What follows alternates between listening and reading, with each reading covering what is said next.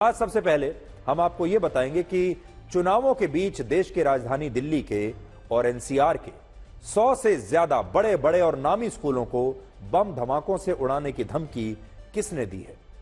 आज सुबह सुबह 5 से 6 बजे के बीच दिल्ली एनसीआर के 100 से ज्यादा स्कूलों के पास एक ईमेल आया जिसमें लिखा था कि इन स्कूलों में भारी मात्रा में विस्फोटक लगा दिया गया है और आज अल्लाह के फरमान पर ये सारे स्कूल बम धमाकों में जलकर राख हो जाएंगे। हमारे देश में आज तक कभी ऐसा नहीं हुआ जब इस तरह किसी एक शहर के 100 से ज्यादा स्कूलों को एक साथ बम धमाकों से उड़ाने की ऐसी कोई धमकी दी गई हो। लेकिन दिल्ली में आज ऐसा ही हुआ और दिल्ली कोई छोटा मोटा शहर नहीं है, दिल्ली भारत की राजधानी है। और अजीब बात यह है कि धमकी ईमेल के जरिए सुबह 5 बजे और 6 बजे के बीच भेजी गई, जब ये सारे स्कूल उससे कुछ ही देर के बाद खुलने वाले थे। स्कूलों में बच्चे थोड़ी देर के बाद आने वाले थे और तब ये ईमेल उन्हें ऐसे समय में भेजा गया। सबसे बड़ी बात यह है कि इन 100 स्कूलों में पढ़ने वाले बच्चों की संख्या हजारों में नहीं है बल्कि लाखों में है। आप देखिए आजकल हर स्कूल में कम से कम 1,500 से 2,000 बच्चे पढ़ते हैं और इस तरह आज दिल्ली एनसीआर के 100 से ज्यादा स्कूलों के लगभग 2 लाख बच्चों पर बम से हमला करने की धमकी दी गई। 2 लाख बच्चों का मतलब आप समझ लीजिए लगभग 2 लाख परिवार।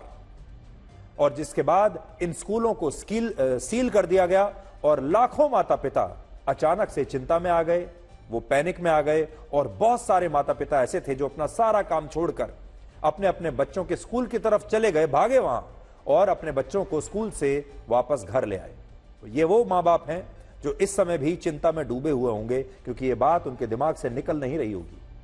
हमारे जो संवाददाता आज ग्राउंड पर मौजूद थे उन्होंने बताया कि इस धमकी के बाद जो बच्चे स्कूल के लिए सुबह अपने घरों से निकल चुके थे उनके माता पिता काफी घबरा गए और कई जगहों पर तनाव की भी स्थिति बनी रही।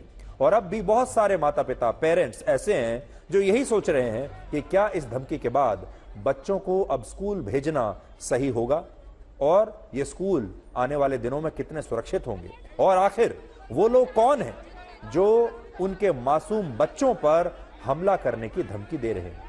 इस डर और घबराहट को देखते हुए केंद्रीय गृह मंत्रालय ने एक बयान जारी करके बताया कि यह धमकी सिर्फ एक अफवाह थी और किसी भी छात्र और उनके परिवारों को घबराने की कोई आवश्यकता नहीं है। और यही बात पूरी जांच करने के बाद दिल्ली पुलिस ने भी कही है।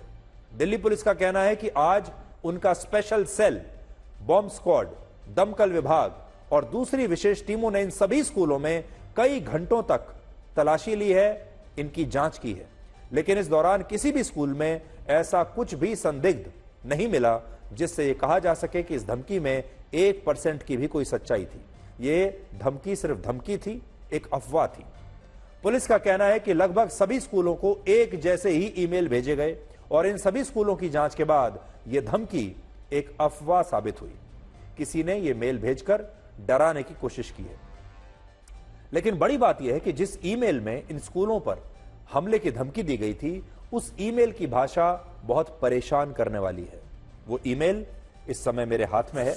ये ईमेल की कॉपी मैं लेकर आया हूं जो भेजी गई है। आपको पढ़कर सुनाता हूं इसमें क्या लिखा है। वैसे तो ये ईमेल अंग्रेजी में लिखा है और अंग्रेजी में बहुत आपत्तिजनक भाषा इसमें है, बहुत डरावनी भाषा का इस्तेमाल किया गया है। लेकिन मैं आपको इसका हिंदी अनुवाद कुछ करके सुनाता हूं ताकि आपको पता चले। इसमें लिखा है, जहां भी वो तुम्हें मिले उन्हें मार डालो, जहां से उन्होंने तुम्हें निकाला है वहां से उन्हें बाहर निकाल दो। स्कूल में कई बम रखे हुए हैं। अल्लाह ने हम में से कुछ को इस्लाम के दुश्मनों के साथ युद्ध करते हुए शहीद होने का मौका दिया है और उनके साथ हमने मानवता के लिए लोहा भेजा है। हमारे हाथों में जो लोहा है वो हमारे दिलों को चूमता है। इंशाअल्लाह हम उसे हवा के रास्ते भेजेंगे और तुम्हारे जिस्मों को चीर देंगे।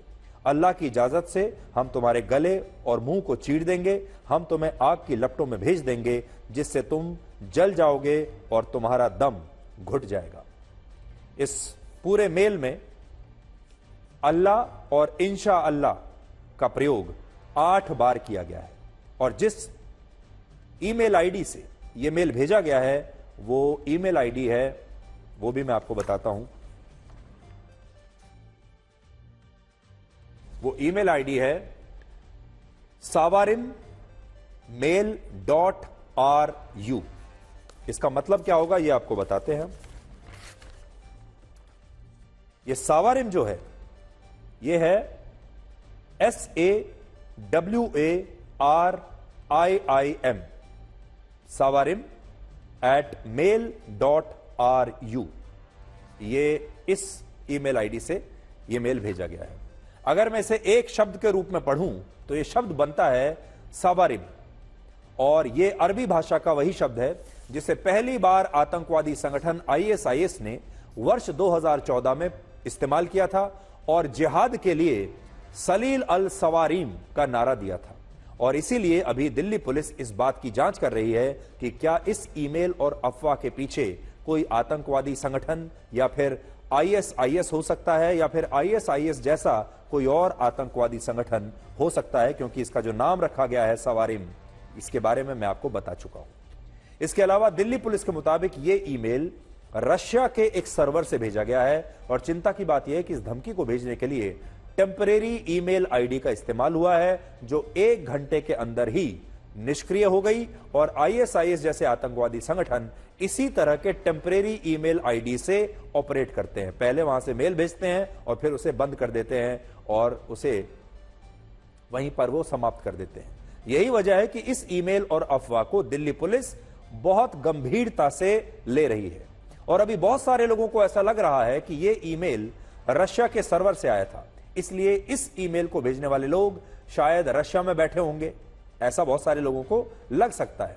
लेकिन हकीकत यह है कि रशिया के सर्वर से ईमेल दुनिया में कहीं से भी भेजा जा सकता है, और हो सकता है कि यह ईमेल भारत में ही कहीं से इन स्कूलों को भेजा गया हो, और इसके लिए रशिया के सर्वर का इस्तेमाल जानबूझकर किया गया हो ताकि लोग कंफ्यूज हो जाएं और इसका रशिया के साथ कोई कनेक्शन निकाल लें। यहां आपको यह भी पता होना चाहिए कि यह अफवाह इन स्कूलों में ऐसे समय पर फैलाई गई जब इससे सिर्फ 1 दिन पहले दिल्ली के ही एक अस्पताल समेत 50 सरकारी विभागों और संस्थाओं को बम धमाकों से उड़ाने की धमकी दी गई थी 1 दिन पहले ही, और उन्हें भी इसी तरह का एक ईमेल भेजा गया था। मंगलसूत्र का मतलब होता है यह मुद्दा महिलाओं से जुड़ा हुआ है, तो क्या महिलाओं के दिमाग पर इस मुद्दे का कोई असर पड़ा? क्या महिलाओं ने इस मुद्दे के बाद बाहर निकलकर ज्यादा वोट दिया है? आज हम इस बात की एक विवेचना करेंगे और यह विश्लेषण करेंगे। चुनाव आयोग ने पहले 2 चरणों की वोटिंग के नए आंकड़े जारी किए हैं और यह बताया है कि पहले चरण में 66.1% वोटिंग हुई, जो पिछली बार से लगभग 4% कम है, और दूसरे चरण में 66.7% वोटिंग हुई, जो पिछली बार से लगभग 3% कम है। और चुनाव आयोग का कहना है कि अभी उसे पोस्टल वोट्स जैसे जैसे मिलते जाएंगे, यानी जो वोट डाक से आते हैं, जैसे जैसे वो वोट मिलेंगे वैसे वैसे ये आंकड़ा आने वाले दिनों में और भी संशोधित होता चला जाएगा। लेकिन बड़ी बात यह है कि इस डेटा में M फैक्टर यानी मंगलसूत्र और महिला फैक्टर का एक ऐसा स्पाइक दिख रहा है जो बहुत कुछ बताता है। तो अब हम बताते हैं कि मंगलसूत्र का मुद्दा उठाने के बाद महिलाओं ने क्या किया। प्रधानमंत्री मोदी ने 19 अप्रैल को पहले चरण की वोटिंग के बाद 21 अप्रैल को पहली बार मंगलसूत्र का यह मुद्दा उठाया था और यह कहा था कि कांग्रेस देश के लोगों की संपत्ति, उनका पैसा और यहां तक कि महिलाओं का मंगलसूत्र भी घुसपैठियों और ऐसे लोगों में बांट देना चाहती है जिनके ज्यादा बच्चे हैं। प्रधानमंत्री मोदी के इस बयान के बाद 26 अप्रैल को 13 राज्यों की 88 लोकसभा सीटों पर वोटिंग हुई और इस दौरान बिहार, पश्चिम बंगाल और असम जैसे राज्यों में पुरुषों की तुलना में महिलाओं ने ज्यादा मतदान किया, जबकि दूसरे चरण में केरल, कर्नाटक और जम्मू कश्मीर में भी महिलाओं का वोटिंग प्रतिशत प्रधानमंत्री मोदी के इस मुद्दे उठाने के बाद बढ़ गया। यानी महिलाओं ने दूसरे चरण में मंगलसूत्र का मुद्दा उठने के बाद ज्यादा मतदान किया है। मंगलसूत्र के मुद्दे से पहले फर्स्ट फेज में कोई भी राज्य ऐसा नहीं था जहां पुरुषों के मुकाबले महिलाओं ने 5% से ज्यादा वोटिंग की और बड़े राज्यों में भी सिर्फ पश्चिम बंगाल में 1.3%, उत्तराखंड में 2.6% और तमिलनाडु में महिलाओं ने पुरुषों के मुकाबले सिर्फ 0.2% ज्यादा वोटिंग की थी और बिहार और असम जैसे राज्यों में तो पुरुषों ने महिलाओं से ज्यादा मतदान किया था। महिलाएं यहां पीछे रह गई थी। लेकिन प्रधानमंत्री द्वारा मंगलसूत्र का मुद्दा उठाने के बाद दूसरे चरण में इन्हीं दोनों राज्यों में महिलाओं ने पुरुषों से ज्यादा वोटिंग की है। बिहार में पुरुषों के मुकाबले महिलाओं ने 6.3% ज्यादा मतदान किया, जबकि पश्चिम बंगाल में महिलाओं ने 2.7% ज्यादा मतदान किया और पश्चिम बंगाल में महिलाओं की वोटिंग पहले चरण की तुलना में 1.4% बढ़ गई। और इसका कारण मंगलसूत्र के अलावा संदेश खाली का मुद्दा भी हो सकता है, जहां टीएमसी के एक डॉन शाहजहां शेख पर महिलाओं के यौन शोषण का आरोप है। पश्चिम बंगाल के अलावा दूसरे चरण में केरल में 1.2%, जम्मू कश्मीर में लगभग 1%, कर्नाटक में 0.17% और असम में 0.02% महिलाओं ने पुरुषों के मुकाबले ज्यादा मतदान किया। और ये आंकड़े बीजेपी के लिए शुभ संकेत हो सकते हैं, क्योंकि अब यह समझना होगा कि महिलाएं जब बड़ी संख्या में वोट डालती हैं तो इसका फायदा किसको मिलता है। तो अभी तक जो चुनाव हुए हैं, अगर हम उन पर नजर डालें तो उससे यह पता चलता है कि जब महिलाएं बंपर वोट डालती हैं तो उसका फायदा प्रधानमंत्री मोदी को मिलता है। और वर्ष 2019 के लोकसभा चुनाव में भी बीजेपी को देश में महिलाओं के 50% से ज्यादा वोट मिले थे। हालांकि यहां यह बात भी महत्वपूर्ण है कि अगर दोनों चरणों को समग्रता के साथ देखा जाए तो इस बार महिलाओं ने पुरुषों से कम मतदान किया है। एक नए सर्वे के मुताबिक भारत के लोग अब रोटी, कपड़ा और मकान से ज्यादा पैसा मनोरंजन, ओटीटी प्लेटफॉर्म्स, ऑनलाइन गेमिंग और आईपीएल जैसे लाइव इवेंट्स पर खर्च कर रहे हैं।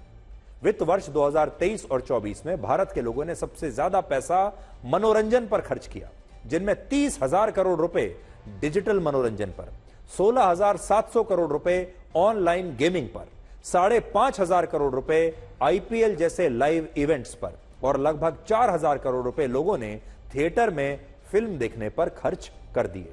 इससे भी बड़ी बात यह है कि इस बार भारत में 18 से 19 वर्ष के 62% युवाओं ने चुनावों में अपना वोट देने के लिए अपना वोटर आईडी कार्ड बनवाया ही नहीं, लेकिन इन युवाओं ने मनोरंजन के लिए ऑनलाइन गेमिंग प्लेटफॉर्म्स पर अपना अकाउंट जरूर बनाया हुआ है। और हमारे देश के युवा ऑनलाइन गेमिंग प्लेटफॉर्म्स पर हर साल लगभग 16,500 करोड़ रुपए इस पर खर्च कर रहे हैं। और मनोरंजन के बाद लोगों ने सबसे ज्यादा पैसा खाने पीने के सामान पर खर्च किया। लेकिन इस खर्च में एक बड़ा अंतर यह है कि अब लोग आटा, दाल, चावल, सब्जियां, इन सब के बराबर चिप्स, नमकीन, ब्रेड, चीज, बिस्किट्स, सॉसेज रोल्स जैसे प्रोसेस्ड फूड पर उतना ही पैसा खर्च कर रहे हैं। यानी अब लोग आटा, दाल, चावल पर, सब्जी पर पैसा नहीं खर्च करते, बल्कि फास्ट फूड पर ज्यादा पैसा खर्च कर रहे हैं, पैकेज्ड फूड पर ज्यादा पैसा खर्च कर रहे हैं। और यह बात हाल ही में नीति आयोग ने भी अपनी रिपोर्ट में बताई थी। नीति आयोग के मुताबिक भारत के ग्रामीण परिवारों का अनाज पर मासिक खर्च अब सिर्फ 4.9% है, जबकि चिप्स, नमकीन और ब्रेड जैसे पैकेज्ड फूड और बाजार में मिलने वाले दूसरे इस तरह के खाद्य पदार्थों पर उनका खर्च 9.6% है। और ऐसी चीजों पर शहरी परिवारों का खर्च और भी ज्यादा है, जिससे पता चलता है कि भारत में अब लोग 2 वक्त की रोटी नहीं बल्कि 2 वक्त के चिप्स, नमकीन और फास्ट फूड से अपना पेट भर रहे हैं। आज प्रधानमंत्री मोदी ने जो बात कही है, जो भी आपने सुनी, असल में उनका यह संदेश आज वोटर्स के लिए नहीं है, यह संदेश उनके फैंस के लिए है। क्योंकि इस देश में प्रधानमंत्री मोदी के फैंस की संख्या बहुत है, करोड़ों में उनके फैंस हैं जो उन्हें फॉलो करते हैं। और आज प्रधानमंत्री मोदी उन्हें इमोशनल करने की कोशिश कर रहे हैं, क्योंकि वो जानते हैं कि ये जो करोड़ों फैन हैं उनके, वो भावनात्मक रूप से प्रधानमंत्री मोदी के साथ जुड़े हुए हैं। और प्रधानमंत्री मोदी को ये बात अच्छी तरह पता है, हर बार ये साबित होता है कि अगर कोई प्रधानमंत्री मोदी का अपमान करता है तो उनके ये करोड़ों चाहने वाले लोग जो हैं ये बहुत आहत हो जाते हैं, ये क्रोधित हो जाते हैं और उसके बाद ये प्रधानमंत्री मोदी के पीछे आकर खड़े हो जाते हैं। तो आज प्रधानमंत्री मोदी ने वही बात कही है जो वो पहले कहते थे कि उनका अपमान हो रहा है। अपमान क्यों हो रहा है? इसलिए क्योंकि वो गरीबी से संघर्ष करके यहां तक पहुंचे हैं।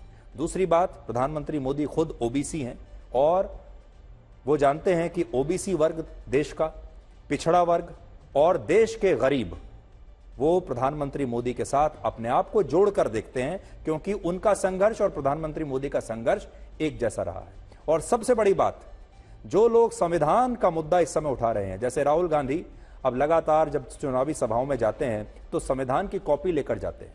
वो अपने उम्मीदवारों को भी कह रहे हैं कि वो भी जहां भी जाएं संविधान की कॉपी लेकर जाएं, एक प्रति लेकर जाएं और लोगों से कहें कि संविधान खतरे में है और लोकतंत्र भारत का वो खतरे में है।